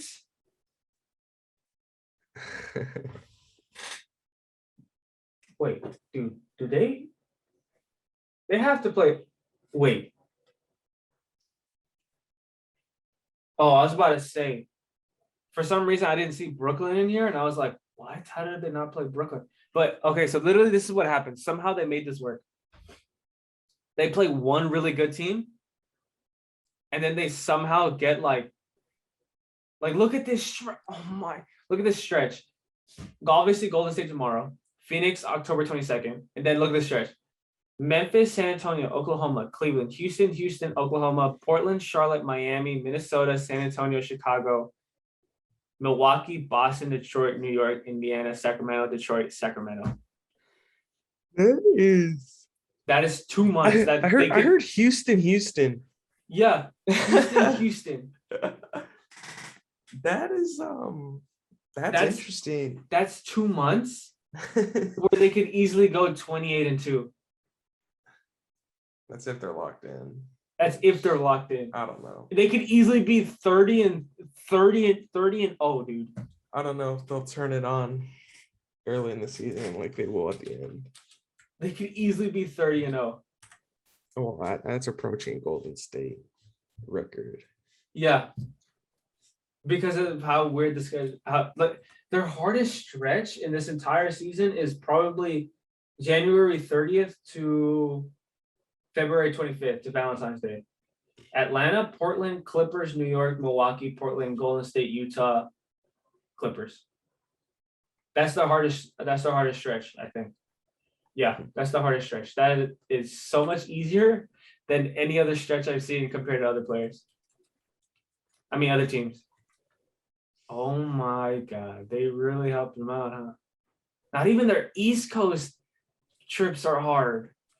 Their East Coast trip is Orlando, Miami, Brooklyn, Philly, Charlotte, Atlanta. Christ. And I don't know if it's just like because I know this team is good, but even then, that's still easy for like an average team. Yeah. I feel like any team would be lucky to have this schedule. God.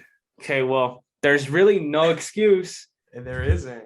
There is no excuse. I mean, for me, if they don't make the finals, I mean, the year's a failure. Oh yeah, years of failure. It should be actually this year for real this time. Like, if you don't make it, I mean, Yeah. what was the point in bringing in Westbrook? It should for real this time be Lakers Brooklyn finals for real. Hope so I really hope so. I thought we were gonna get that last year, but we were robbed. Yeah. LeBron fooled me. LeBron deceived me. Deceived me. I was fooled. He promised me. I was promised by a lot of Laker fans. I was promised a Brooklyn Lakers finals. I was going to go to 7 and be the best thing ever, and the Lakers couldn't even make it out to the first round, man. Yeah, I don't know. So we'll see. We'll see. Well, a lot of stagnancy. It's still not a word, but a lot of stagnancy. Tomorrow's going to be interesting. That's why I hope, again, I want to remind you guys that we're going to be live streaming the games tomorrow. So if you want to join us and see if the predictions we made from today's teams, meaning Golden State and the Lakers, and just to watch along with us and to see our insight in a game live, what we think in a game live, it's going to be tomorrow. So yeah, please join, please subscribe, hit that notification bell, so that way you get notified whenever a video goes live. So that's it. That is it for our 30 team GM overview over off season. We're ready for the season tomorrow. Let's have a healthy, fun, crazy, highlight-worthy season. I'm expecting a lot of things. There's a lot of good teams, a lot of good players, and we'll see what happens this year. We'll see what happens. There's gonna be surprises. There's gonna be letdowns. There's gonna be everything this year. So yeah, that's the joy of NBA basketball. Who wouldn't want that? Who doesn't like that? Yeah. So all the things we're talking about now might be completely different 6-7 months from now. That's the joy in the NBA. That's the joy. And then obviously we're gonna keep you guys also in the circle of our fantasy basketball team. See how we're doing as well. Because I have who do I put for tomorrow? I put Giannis for tomorrow. Do you have anyone playing tomorrow? Anthony Davis. That's about it. That's about it. Okay, yeah. I'm hoping Giannis is looking crazy. So I hope Giannis goes off for like 100 fantasy points, which is totally possible. So yeah, please hit the subscribe button, and thank you for joining us. See you guys next time.